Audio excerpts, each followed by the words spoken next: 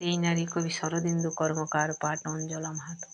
তুমি সেই নারী যার এলো চুলার আলগা পোশাক বেয়ে বাতাস ছুঁয়ে গিয়েছে দেহ, তোমার অজান্তে তোমার বিবস্ত্র ছবি এঁকেছে এ বিশ্ব হৃদয়ের ক্যানভাসে।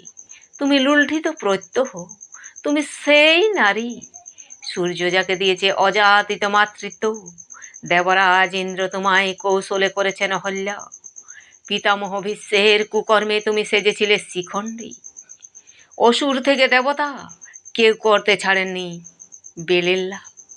তুমি সেই নারী সমুদ্র মন্থনে যার হাতে উঠেছিল অমৃত, সমগ্র ব্রহ্মাণ্ড যার গর্ভজাত, নীলকণ্ঠের সঞ্জীবনী যার দুধে, যে রক্তবীজের বিনাশে হয় মত্ত, তার অস্তিত্বে তোমার মাঝে সতীত্বের প্রমাণ দিয়েছেন অগ্নি পরীক্ষা।